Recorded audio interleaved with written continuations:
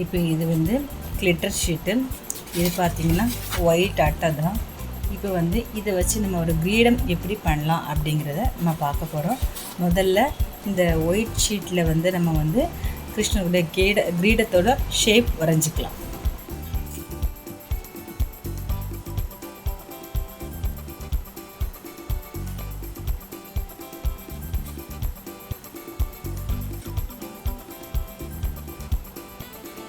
இந்த பக்கம் கொஞ்சம் பெருசாகவே வரைஞ்சிக்கிங்க.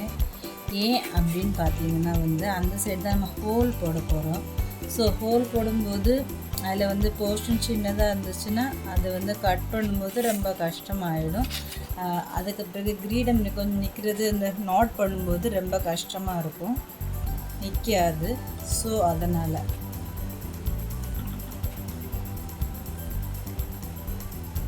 இது ஒரு ஷேப்பாகவே எடுத்துக்கோங்க. இதில் நம்ம வந்து வேறு டெக்கரேஷன்ஸும் பண்ணலாம். இது கிரீடத்தோட ஷேப். ஸோ நம்ம இந்த போர்ஷனை இப்படியே கட் பண்ணி எடுத்துக்கலாம்.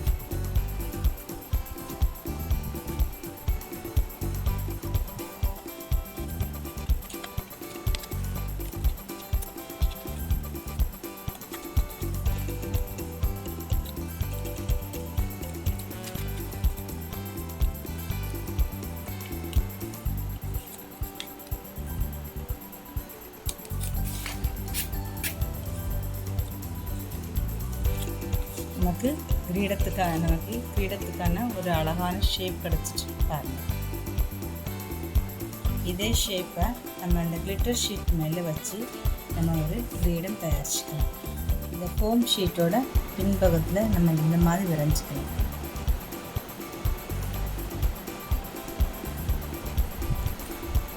இந்த பேப்பர் இதில் பேக்கில் வைக்கிறதுக்கு ரீசனே வந்து நம்ம தலையில் வச்சு கெட்டும்போது இது கொஞ்சம் ரொம்ப திக்காக தெரியணும் அப்படிங்கிற ரீசனுக்காக தான் இந்த ஷீட்டு ஒயிட், அதாவது இந்த அட்டை ஷீட்டையும் நான் வைக்கிறேன்.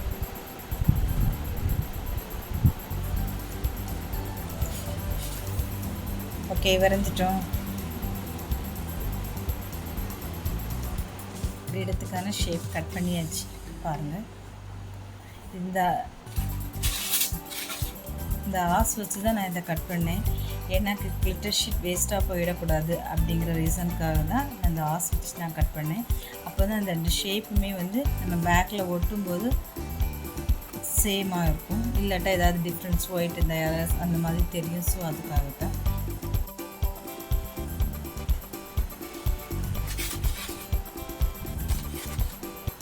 இதை பார்த்திங்கன்னா கரெக்டாக நம்ம பண்ணி வச்சுக்கிட்டு அந்த போர்ஷனில் வந்து நம்ம ஸ்டாப்லர் பின் அடிச்சுக்கலாம். அப்போ தான் அசையாமல் அப்படியே இருக்கும். ஃபஸ்ட்டு 2 சைட்லேயும் அடிச்சுக்கிங்க. அப்போ தான் அந்த போர்ஷன் விலகாமல் இருக்கும். நமக்கு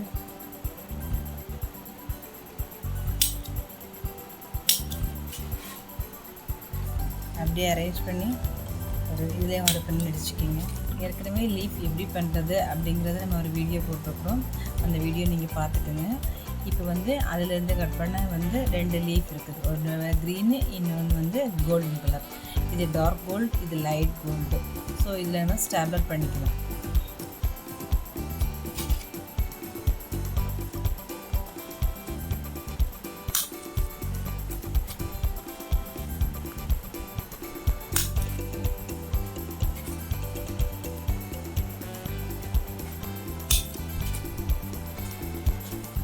எடுத்துக்கூடிய அழகான ஷேப் நமக்கு கிடச்சிருச்சு. சென்டரில் வந்து ஸ்டாப்லர் பின் போடாதீங்க. ஏன் ஸ்டாப்லர் பின் போட்டோன்னா நம்ம ஃபோல்ட் பண்ணும்போது இந்த மாதிரி அப்படியே ஃபோல்ட் பண்ணும்போது இந்த லீஃப் எல்லாம் மேலே இலகி நிற்கிற மாதிரி இருக்கும். ஸோ அதை அமைச்சதுக்காக நம்ம என்ன பண்ணுறோன்னா ஊசி நூல் வச்சு நம்ம தைச்சிக்கலாம்.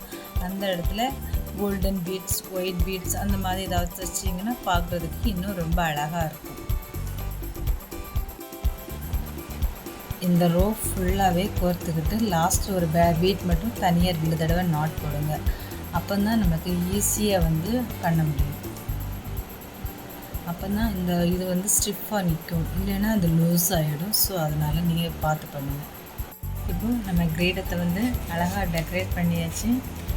பார்த்துக்குங்க இப்படிலாம் பண்ணணும். எல்லாமே வந்து நான் 3 colour 4 colour glitter sheet use பண்ணிங்க. Red, golden, light golden, green, அப்படி 4 கலர் நான் யூஸ் பண்ணியிருக்கிறேன். நீங்கள் இதை யூஸ் பண்ணி இதை மாதிரி உங்களுக்கு விருப்பம் போல் நீங்கள் பண்ணிக்கலாம்.